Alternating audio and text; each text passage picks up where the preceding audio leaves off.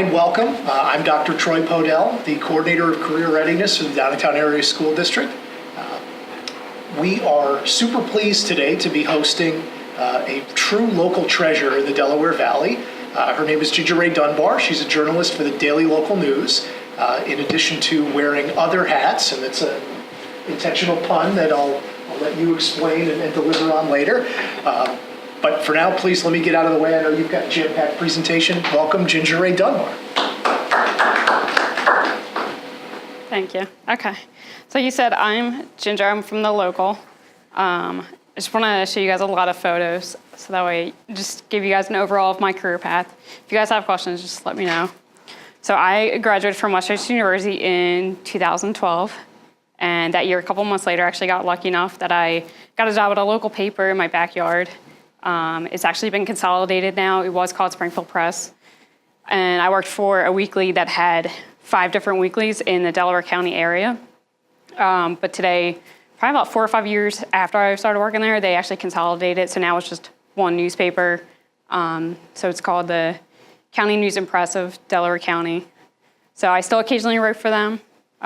With the Daily Local, I'm able to have my content shared in other newspapers. So Delaware County will use it. The Daily Times, which is the daily paper in Delaware County, they'll also use my content. As well as we have sister newspapers in Chester County, the Times Herald. I'm sorry, that one's in Montgomery County. And the Mercury. That's typically covering Pottstown. It does cover parts of Chester County and Montgomery County. So that's one thing that's neat about when you write for one paper is a lot of times they'll share your content with other papers, and then you get more exposure from there. Your stories have a bigger reach, especially with the internet now, where they'll post it on the newspaper website, and then they'll post it on social media. We have a Twitter account and a Facebook account, so you can follow us on there. But it is a really neat way for people to find your stories, because a lot of times people, whether they're searching online or whatever, they'll come across it. So just a quick side story about the photos. So actually the graduation photo was actually used in the yearbook, which was really cool. And I was hoping it was going to make the newspaper, but I wasn't that lucky. So, because it was the same photographer. The other photo, I was actually in London on a leadership retreat. My senior year of college, spring break, spent a week in London. And one of the neat things about that, aside from being in London, which was really cool, was that I actually got to come home and write about my experience. I wrote about it for the school newspaper where I interned. And then I actually shared that story with my local newspaper. And they published it and had a couple more photos with it. So that was really cool to see. That was actually one of the first times that I had done that. And I actually did it at the encouragement of my advisor. It wasn't something that I had thought to do for the student newspaper until he asked. And then when I saw in the local paper, they were asking for stories about recent trips you've been on and stuff like that, I decided to pitch my story to them, and they ran with it. And then because they printed it, I actually ended up applying to them about a week or two later. So they still knew my name, still fresh in their minds. And because I had actually interned with them when I was in high school. I was on the swim team, and I had written some of our stories about our swim meets. So they actually went back and pulled my stories from I think it was like 2003 to 2007. They were going back in that era and pulling out some of the papers to see what I had written for them. So that was probably another way that got me to get my foot in the door with them. So the other thing about being in London, I actually later on, I was just on a mission trip in Puerto Rico. And again, with that time, I was encouraged by some of my friends to not only write about it in a blog that I have, but also to see if my newspaper would print it. And again, they printed it in about 3 or 4 newspapers. So that was pretty cool to see. Okay.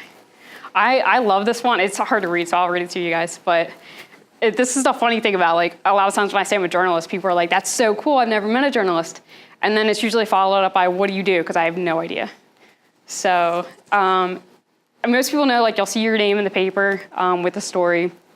But I think the funny one is up top where it's like what my friends think I do. Because, like, they think I sit around in Starbucks and drink coffee all day and I write, which is a big part of the job. You are writing a lot. But you're also doing a lot of research.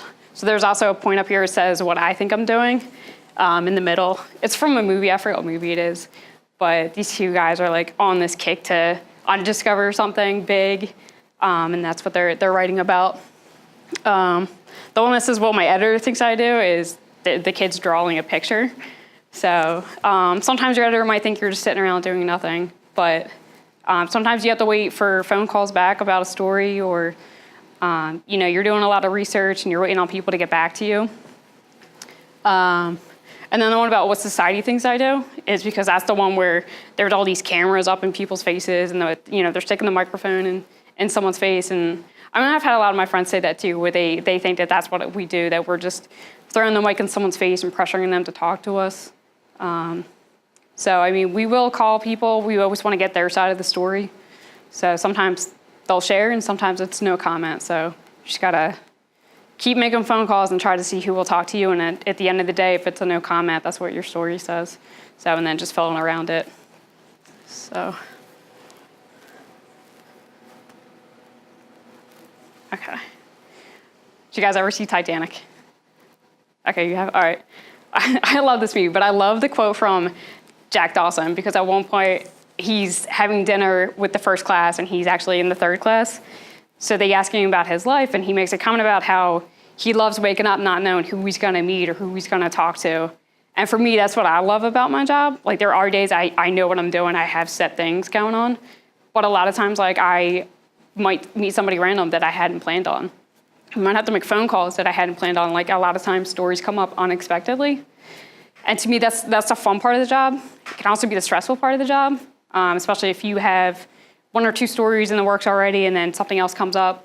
So now you have to chase that down. So a lot of times you have to work on your time management, and then you also have to prioritize. That's where editors come in handy, because you can talk to them about, hey, which one's more important?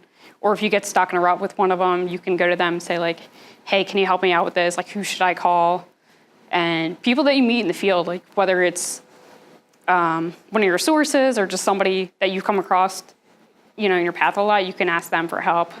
And you'd be surprised how many people know other people. Like, usually that's how I get a lot of different stories. People point me in different directions. So again, that's the fun part, but it can also be stressful. So I'll talk a little bit more about that. Leonardo DiCaprio again. I know I'm a fan, but I love his quote about work hard until you don't have to introduce yourself anymore. Because I've been in this job going on 6 years now. Most of the time I spent in Downingtown. I also cover Coatesville from time to time. So there's a lot of people from when I started in Coatesville that I still talk to today. They'll still help me out. But one of the things that I love about it is, whether I'm calling somebody from the school district, primarily Downingtown, sometimes Coatesville, or if I'm calling somebody from the police department, a lot of times when I call over, I just have to say, hey, it's Ginger. And, a lot of people know me, which is awesome. Like, once you get to that point. There are other times where I call a different school district, different police department, or whatever have you. And from there, I'll have to, when I introduce myself, I'll say, hi, it's Ginger. I'm a reporter from the Daily Local. But one of the neat things about just being able to say your name is, again, people are willing to help you out because they know how you are. So a lot of times when you're new to somebody, sometimes they have their own opinions about reporters, whether it's a TV reporter or a print journalist. So sometimes that will help you out with your reputation. Although I've had sometimes, like, I'll call somebody and they've had a bad experience with a reporter, whether it's from my paper or a different paper or even a TV station, and then they're not always as willing to talk.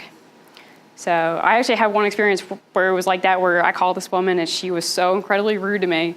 And I was very nice back, told her what I was looking for, said, if you're interested in talking, give me a call back. She called me back 5 minutes later. She started off with an apology because she had a bad experience with somebody from my paper. And I understood that, it happens. So, but I was trying to explain to her, all right, I'm a new person, let me work with you, let's do this together. And she was fine with that. She really wanted to get some good press out there, and that's what she understood about it. So I've done a couple more stories with her from time to time, and we've never had an issue since. One of the other things that's kind of funny is, you will make a lot of sources in the field. And the one day in the office, I actually texted one of my sources, and I was asking him if he could talk. And he was at work, so he said, all right, call me at work, here's my number. So I gave him a couple minutes, called him at work, and he goes through the spiel of saying, hi, my name's blah, blah, blah, thank you for calling, whatever. And I was just like, hey, it's me. And, started rambling off, what I needed help with. And one of my coworkers had overheard this, and he was like, how do you get to that point where you can call somebody and just be like, hey, it's me? And like, I didn't tell him that I texted him in advance, but it was just kind of cool because like, I really didn't think anything of it to the point that people know who you are. And it's always good to have your name out there, and especially for a good reason. So, because again, people will want to talk to you and people will pitch stories to you that way. So that helps. Okay. So I do have an office. We're actually now in the Euclid area, out by the Exton Mall. We were in Westchester. We were based there for a long time. Our office has moved, so I work in an office from time to time, but I mostly work in the field. And to me, that's something that I love. So in this photo, I'm actually on a B-17 out at the Chester County Airport, which was a lot of fun. So it was really neat because I get to go and I get to tour stuff. And then when people were getting off the plane, I was stopping them to ask if I could interview them about their experience and what it meant to them. Also on days like this, I get to meet a lot of veterans. And I love that because they're the most humble people I've ever met. And some of them will share stories, some of them not for publication though. But I think it just helps them to, partly to reminisce, but then also to talk about some of their experiences. Some of them had great experiences, and some of them are living with a lot of hardships because of their service. But all of them are very glad that they served, and it's just very humbling to get to talk to them. In this other photo, I'm with two canines. There's a police officer. Their canine unit was there with, one of the dogs was actually retiring, so they were being honored for their service. So it was kind of cool, because you don't really get the pet service dogs like that. But after the story and after I interviewed this guy, he's like, oh, do you want to get a photo with my dogs? So he actually, it looks like I'm like clenching my hands, but I'm actually holding the leash onto the chair so that way they weren't going to go anywhere. But it was just neat. Like a lot of times, like I have like the most random experiences. And when I post stuff like that on social media, like a lot of my friends are like, your job's the coolest thing ever. And again, like days like this, like being in the field, like that's where people typically love to be. For me, and I know a lot of other journalists, like we got into it because we like writing, and we also like telling people stories. So that's where times like this are the better parts, like you're out of the office and you're out meeting new people.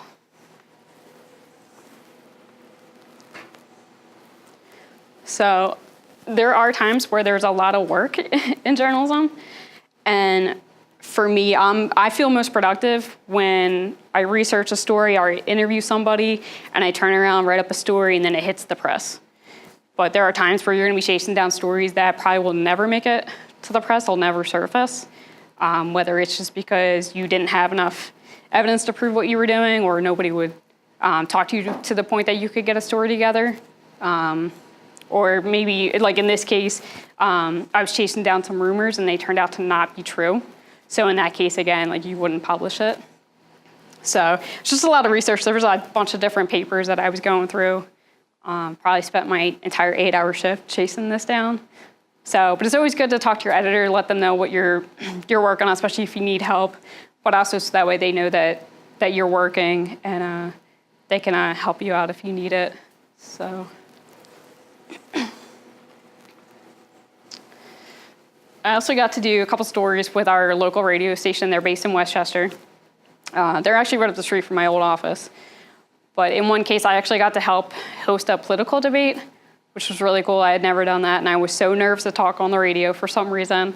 So it was good for me to get myself out there and to do that. And a lot of my friends were so excited because from college, I have friends who were on the TV side and the radio side. And especially my friends from the radio side were really excited and also jealous that I got to do this. But the neat part is I not only helped host this, but then I actually got to write a story about it. So one thing that I did for this day when, because it was too hard to take notes as you're asking so many questions and you're trying to listen to what's going on. So I actually recorded it on my recorder. I got permission from everybody to do that. And then after the show ended, I just went back to the office and wrote up my story based off of that. And I have a prop for you guys. So currently I use a digital recorder, but I actually started off with this. It was actually my sister's. I was gonna buy one, it was gonna be my graduation gift, but she had one from college she didn't need anymore. So it has a little tape, both sides you record on. It's really neat, like it has the mic up here. You can record stuff, play it back, rewind, but the digital ones are nice. I just use an app on my cell phone called Voice Memos. But that one's actually really nice because that way you can stop and record it, you can label them, and it's so much easier to find it rather than trying to find it on a tape. So, okay. So this is a not so glorious part about being a reporter, is that especially when you're in the office or, in the office you can sit down and eat, but if you're in the field, which is what I was doing for this, I had back-to-back events and they were both in Downingtown. So it's one of those things where I went to my first event, got some lunch, ate in my car, wrote up my story, went to my next event, and then from there I just went home. So that's like the downside. There are times that you're gonna be in the field for a long time. So you just gotta find places to go, whether it's somewhere to eat or somewhere to hang out and write your story. So if you like Starbucks, they have Wi-Fi, like stuff like that, just gotta make it work. So, this is actually perfect for today with the snow, but one of my editors always was preaching that you have to go where the story is. And in this case, it was actually near Carden Park where the lakes are. 3 kids had fallen into the lake when the ice actually broke. And so there was a lot of first responders out there trying to rescue them. Two of the kids had gotten out right away, and another kid had to kind of navigate his way around, and he got out. And so it was a very cold day, even for not falling in the ice, it was a cold day. But I just thought it was funny. I was actually out in the field with a photographer, and he snapped this photo. And he knows all 3 of the fire police guys. And so this guy, him and I are friends. Pretty much, I see him a lot in Downingtown when I'm going to different events. And this other guy, I actually wrote a story about his family, but unfortunately it was more so from a tragic accident. So fortunately, not everything we do is going to be positive. And I'll talk more about that. So a lot of what I do, I cover school board meetings, cover township meetings, council meetings, stuff like that. That's always the important stuff. It's not always the very interesting stuff. But I would definitely recommend getting out there, go to a school board meeting, go to a township meeting, just see what it's like, see what people are talking about during public comment, see what the process is like, because the meetings do have to follow a certain set of rules. They have to follow sunshine rules and state laws. So it is an interesting process. So I also cover breaking news, like there's a lot of building fires, car accidents, gas leaks, stuff like that. So I interact a lot with firefighters and police. And then this year I put up mental health because this year I've been covering a lot of mental health. And part of the reason why I say this is because we've had, unfortunately 4 students in the Downingtown area who took their own lives. And to me, I'm just gonna give you guys a plug because I'm really big on this as far as your mental health awareness. If you are not feeling well, if you're feeling down, it's okay to talk to somebody about what's going on. You don't have to keep that bottled in. I've had a couple stories that really hit home for me. And I always had an editor that I was talking to about hey, this really hit home because of this. And sometimes they know. And sometimes they can even tell in your writing. So it's kind of like one of your teachers. If your teacher pulls you aside, that's the perfect time to confide in them about it. So talk to your friends. That'll definitely help. I have a couple clips. So I'll show you guys some of the stories that really hit home for me. A lot of it was because of covering breaking news. And so that's why, about less than a year of being a reporter, I became a volunteer firefighter. I felt like such a bystander being out there, waiting for them to finish dealing with an emergency for me to be like, all right, a couple questions, tell me what happened. So, yes, my job was really important. I'm being paid to be there, but I think sometimes it was just kind of hard to see somebody who just got in an accident and now they're crying and they're calling their parents to let them know what happened. And I've covered a lot of different things. I've covered minor accidents, and it was just like the first one we had. There was only one person injured. It was minor, but there was 4 cars involved at a bad intersection. And then I've also covered a lot of fatal car accidents. So it can go either way. And again, if anything comes up, the best advice I heard from somebody is if you need to talk, cry, or pray with somebody, then that's what you do. So don't be afraid to do that. And then the cool part about being a firefighter and a reporter is that I've actually gotten to cover different scenarios at the one we were at a training center, and it was a junior firefighter camp, and they were learning about the basics of firefighting. And it's also nice because then I understand the basics of what's happening, and people find it a lot easier to talk to me about it because they don't have to explain what everything means. And then the other thing is that's actually my local paper. Somebody had snapped a photo when I was taking a break, so I'm just taking my gear off, so it's not super exciting.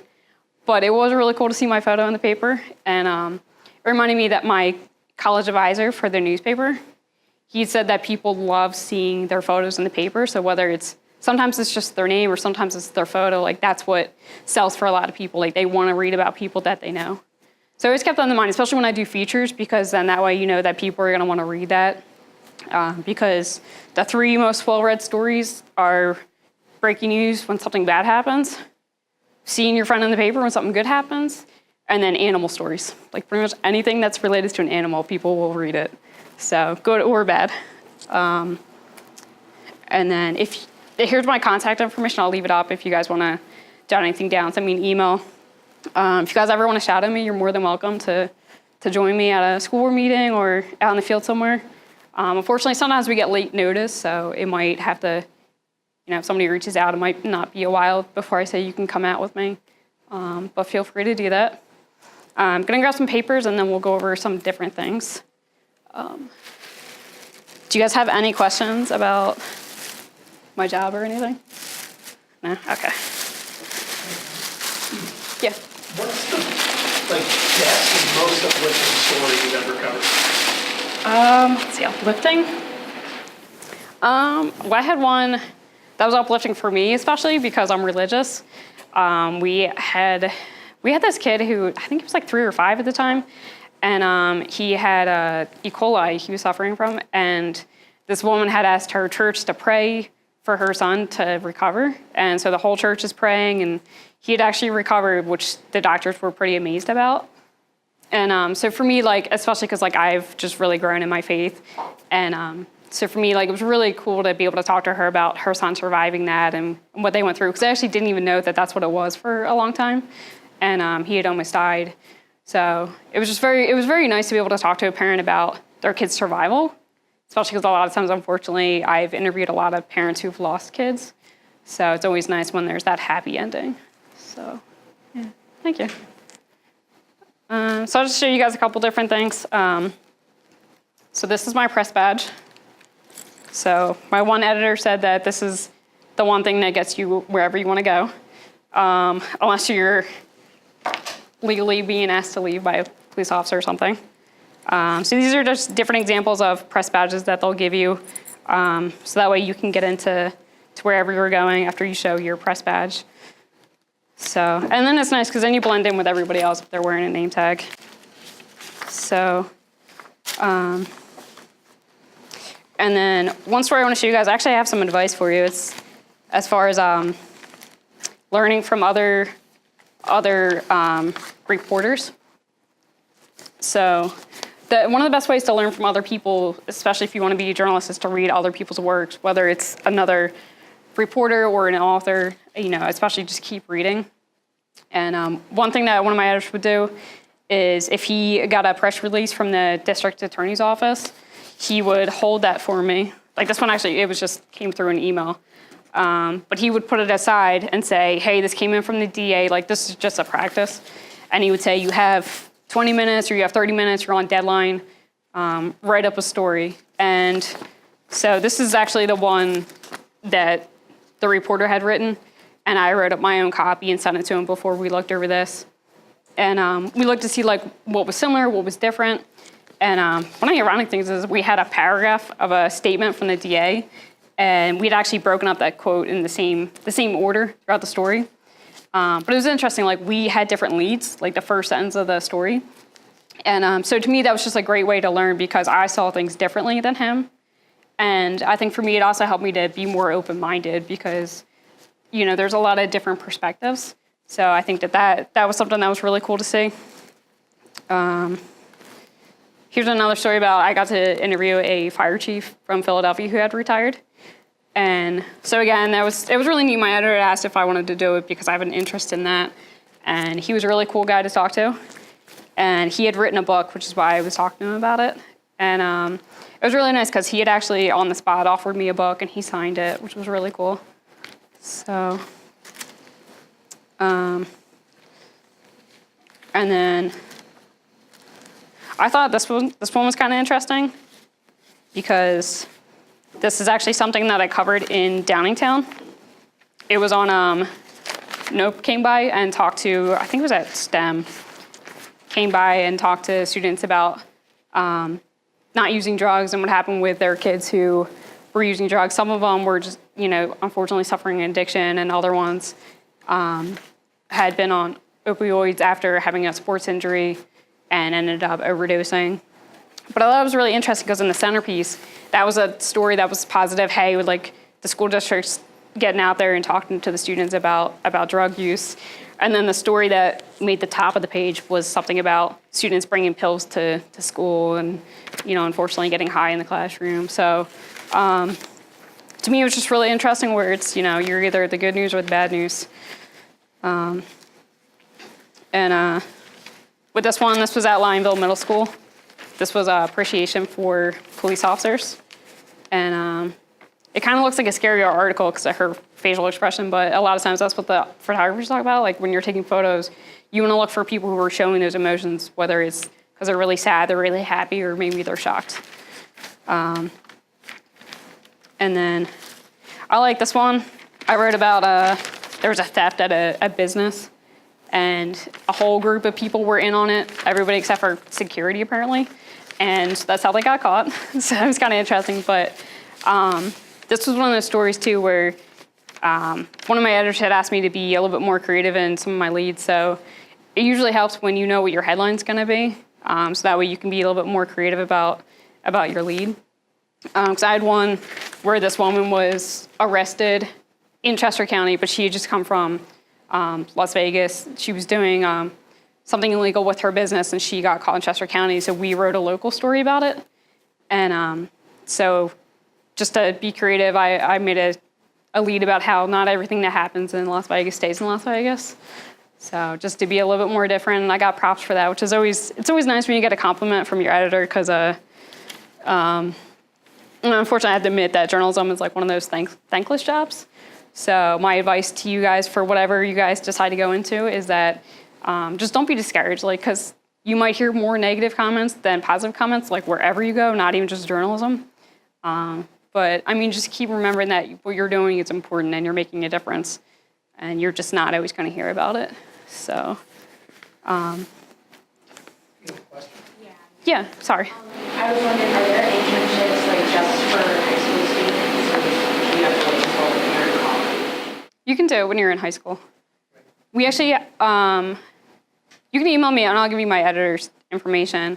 Because a lot of times, like one of the things that's neat, like you won't get paid for it, but that thing that's neat is you can get a little bit more exposure to it, like not even just shadowing me. We can actually let you write certain stories or write features.